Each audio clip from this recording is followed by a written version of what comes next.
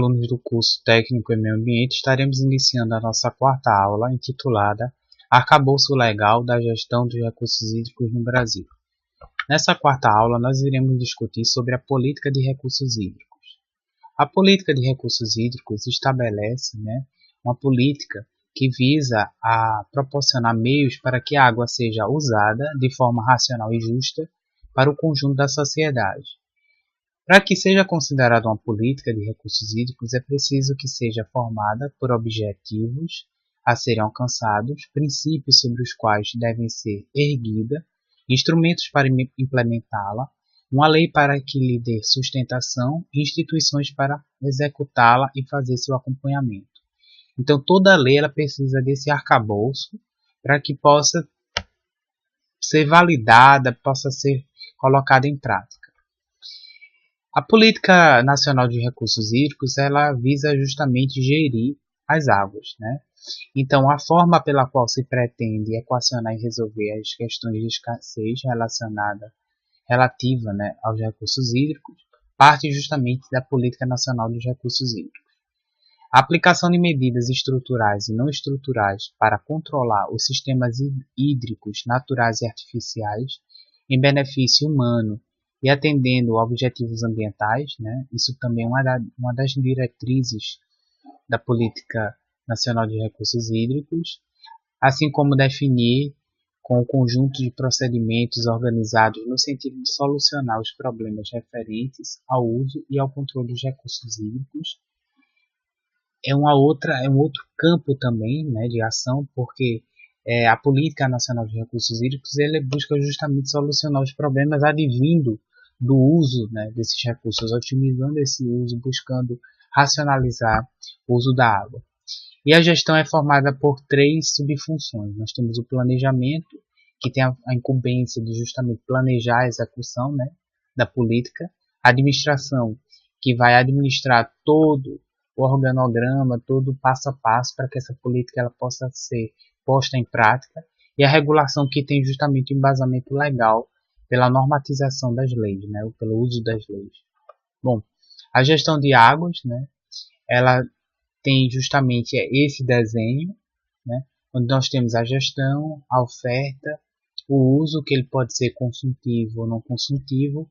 O uso consultivo é justamente aquele uso direto da água para irrigação, para o banho, para o uso doméstico, e o uso não consultivo para navegação, para pesca.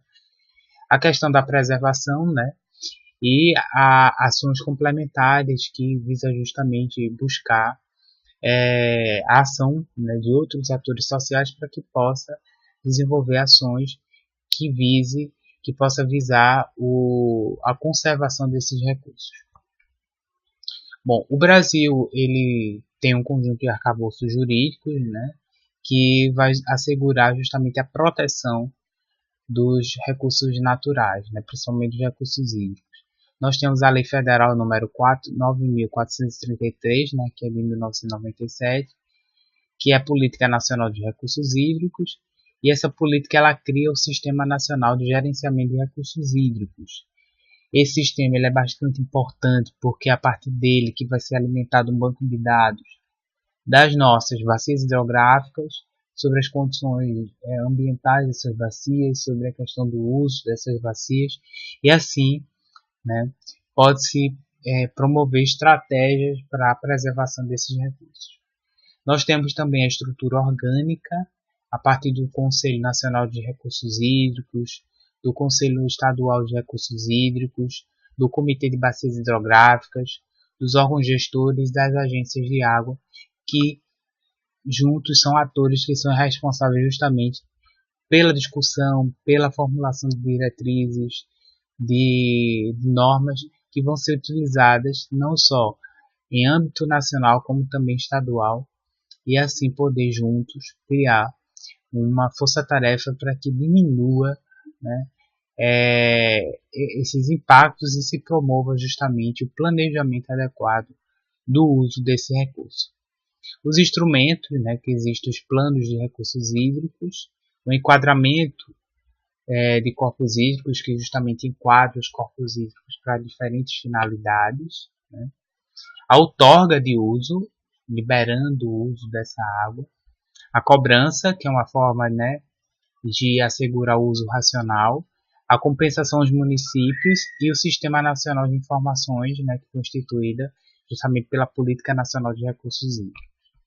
Então aqui eu coloquei, né, algumas ações que são advindas justamente dos planos diretores de recursos hídricos, onde nós temos aqui a questão da outorga do direito de uso da água, né, que é concedida, né, para a empresa se ela se adequar a algumas exigências, né, isso vai gerar uma disponibilidade, né, para as demandas, principalmente para que não falte água para outras pessoas, porque quando a gente trabalha com disponibilidade hídrica, a gente trabalha com a água sendo usada por diferentes atores, diferentes pessoas, e cada pessoa tem um uso, né, preponderante, e a gente tem que assegurar o uso, a disponibilidade desse recurso para todos, né? Bom, a outra questão são as diretrizes que vão culminar na cobrança pelo uso da água, justamente para que as pessoas possam usar esse recurso de forma infinita, ou, desculpe, de forma econômica, né, que as pessoas possam ter consciência que esse recurso é finito, que ele tem um tempo, né, que com o tempo, com o uso desregular, ele vai ser esgotado. Então é importante que, a partir da cobrança, que as pessoas tomem ciência que esse recurso ele precisa ser preservado.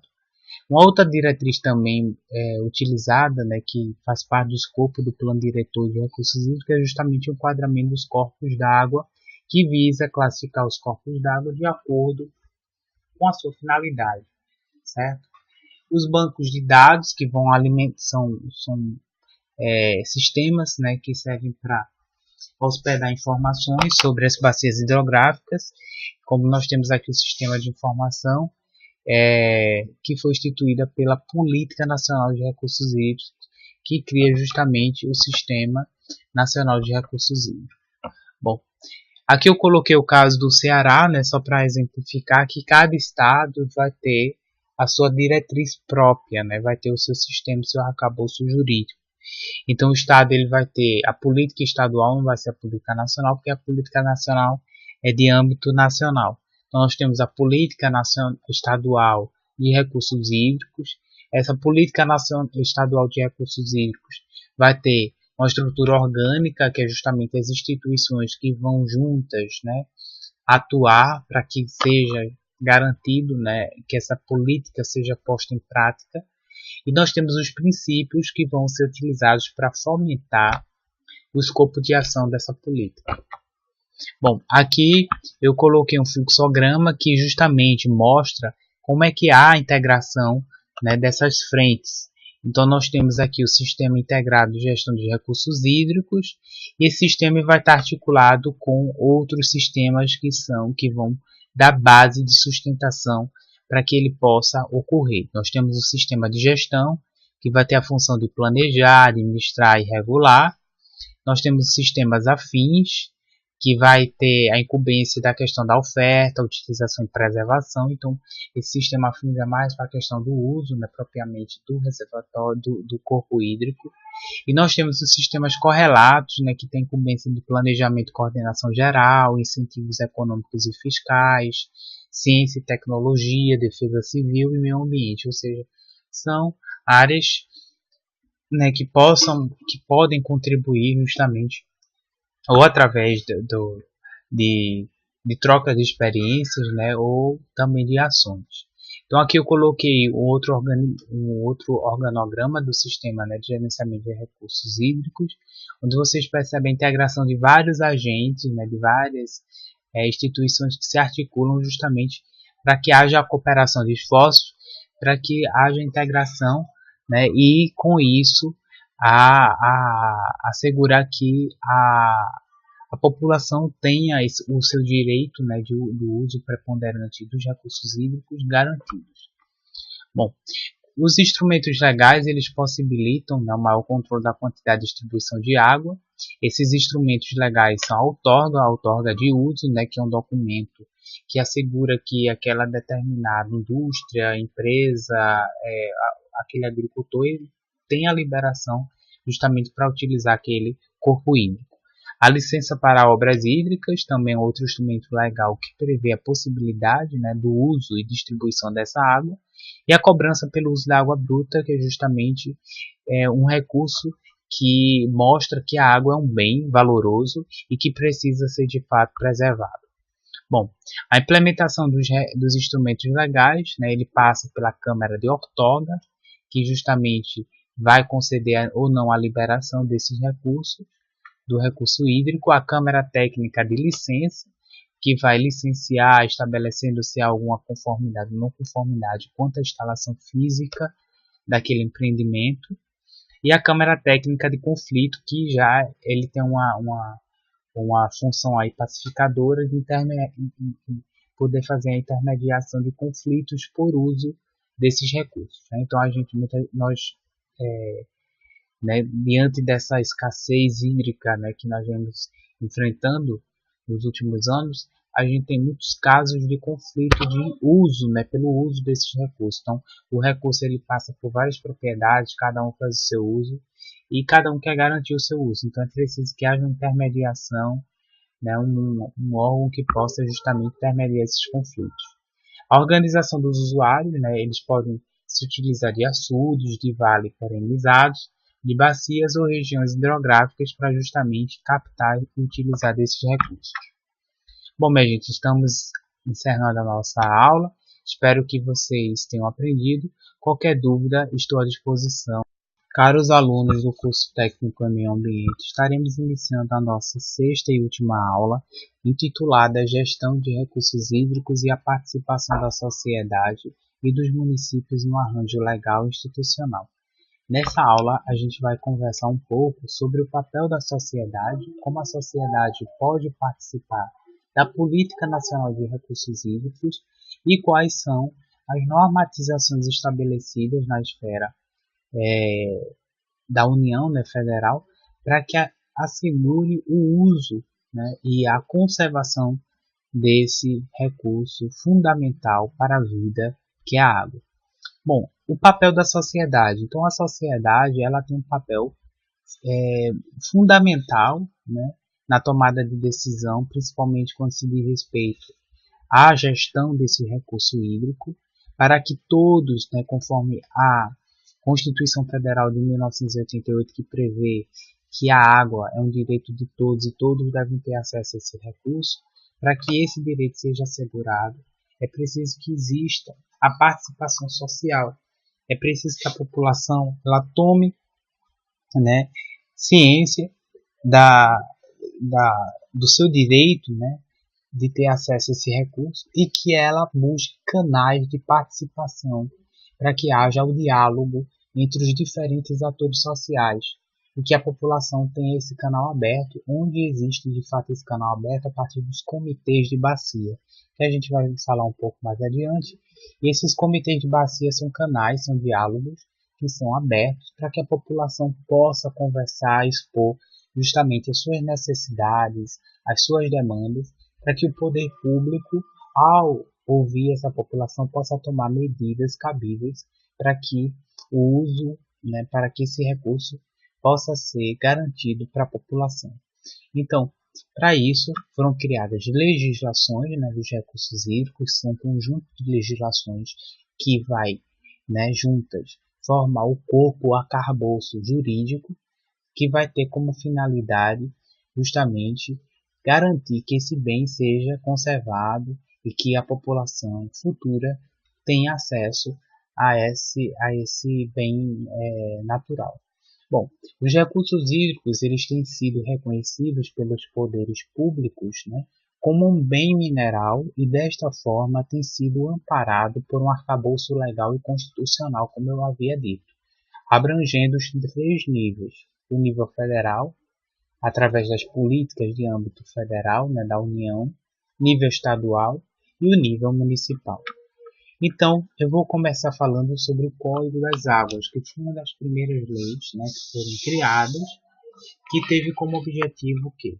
Teve como objetivo assegurar que a água, né, ela seja garantida para a população. Só que ela apresentava uma, é, uma forma de enxergar a água como uma propriedade privada. Isso veio a ser modificado, né, com a Constituição de 1988, que, que previu, né, que a água é um direito garantido a todos e que ela deve ser considerada como um bem público. Então nós vimos aqui, né, que há o Código das Águas de 1934 considera que as águas subterrâneas como bens imóveis, né, associados à propriedade da terra. Então as águas subterrâneas, eu tenho um terreno e a água que está lá, a água subterrânea é considerado como um bem privado, é associado à propriedade da terra. E isso foi destituído, isso foi quebrado, né, com a Constituição Federal de 1988, que prevê justamente o que? Ela prevê que a água ela é um bem público de propriedade dos estados e do Distrito Federal. Então houve uma grande mudança no status da água a partir da Constituição Federal de 1988. Bom, uma lei que é importantíssima que vocês precisam estudar é a Lei das Águas, né, que é a lei conhecida como a Política Nacional de Recursos Hídricos, que é a Lei 9.433, de 8 de janeiro de 1997. A Lei das Águas, ou a Política Nacional de Recursos Hídricos, ela é um marco importante na legislação das águas, porque ela institui as bacias hidrográficas como unidades de gestão, cobrança pelo uso de águas, dentre outras funções. Então, as bacias hidrográficas elas passam a ter um papel preponderante nas políticas, porque elas passam a ser unidades de gestão a partir dos comitês de bacias. Esses comitês de bacias são reuniões com vários atores sociais, inclusive com a participação da população, onde eles vão conversar, eles vão estabelecer diretrizes, planejamento para assegurar uma melhor gestão desses recursos. Então, a política, né, nacional de recursos hídricos foi um marco muito importante justamente para assegurar o uso, né, e a gestão desses recursos. Logo em seguida, foi promulgada a Lei Federal número 9.984, de 7 de junho de 2000. Essa lei criou a Agência Nacional de Águas, né, a ANA, que é o órgão responsável pela execução da Política Nacional de Recursos Hídricos e pela implantação da Lei das Águas, que vai disciplinar o uso dos recursos hídricos no Brasil. A Lei número 9.433, que é a Lei das Águas, e a Lei 9.984, que criou a ANA, representam marcos históricos no processo de gerenciamento dos recursos hídricos no Brasil. Elas modificaram totalmente as relações de poder no controle e gestão dos recursos hídricos, proporcionando aos usuários a possibilidade de participação no processo através dos comitês de bacia, como eu já havia falado para vocês. Bom, essa videoaula é mais curta, mas é um conteúdo importantíssimo. Vocês têm um acervo, né, do material que foi disponibilizado, tanto o livro quanto o material complementar que eu coloquei na plataforma do curso. Participem, interajam na disciplina e qualquer dúvida estamos à disposição. Um grande abraço.